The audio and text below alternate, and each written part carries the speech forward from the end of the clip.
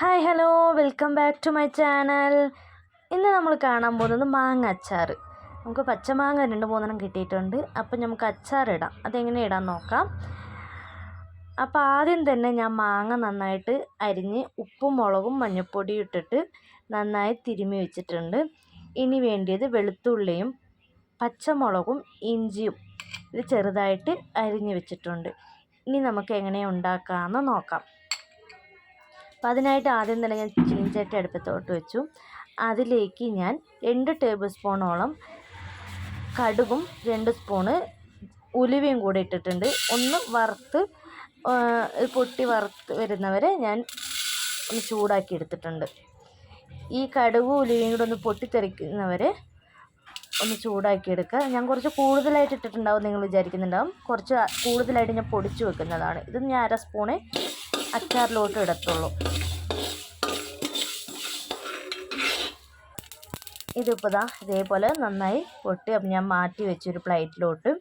ഇനി നമുക്ക് എങ്ങനെ ഉണ്ടാക്കാൻ നോക്കാം. ഇതിലോട്ട് ഞാൻ എണ്ണ ഒഴിച്ചു കൊടുത്തു.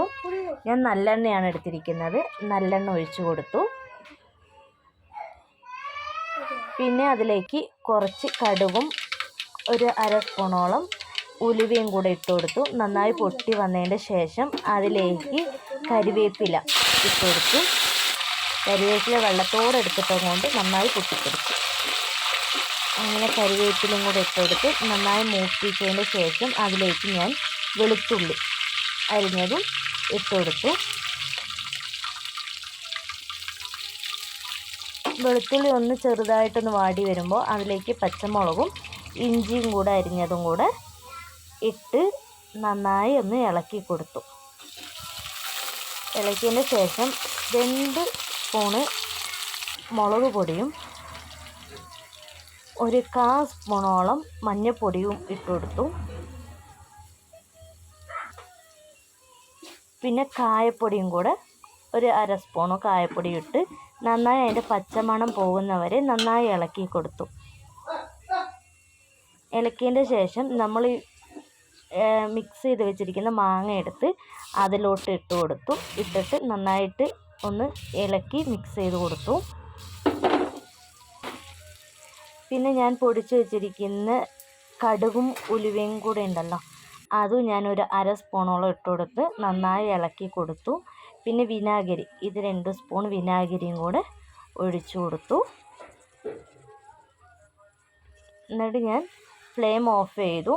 ഉപ്പ് ഞാൻ ആദ്യം തന്നെ ഇട്ടത് കൊണ്ട് നോക്കിയിട്ട് പിന്നെ കുറച്ച് ഉപ്പ് ഇട്ട് കൊടുത്തതാണ്. പിന്നെ ഈ എരിവും പുളിയൊക്കെ ഒന്ന് ബാലൻസ് ചെയ്യാൻ വേണ്ടി ഒരിത്തിരി പഞ്ചസാരയും കൂടെ ഇട്ട് കൊടുത്ത് നന്നായി ഇളക്കി ടേസ്റ്റ് ചെയ്താലോ. അപ്പോൾ ലിച്ചുവിനോട് ടേസ്റ്റ് ചെയ്താലോ എന്ന് ചോദിച്ചപ്പോൾ ആന്ന് പറഞ്ഞു. അപ്പോൾ ലിച്ചുവിന് ടേസ്റ്റ് ചെയ്യാൻ കൊടുത്തതാണ്. ടേസ്റ്റ് ചെയ്യാൻ കൊടുത്തപ്പോൾ ആൾക്ക് എന്തായാലും നല്ലോണം ഇഷ്ടമായിക്ക്.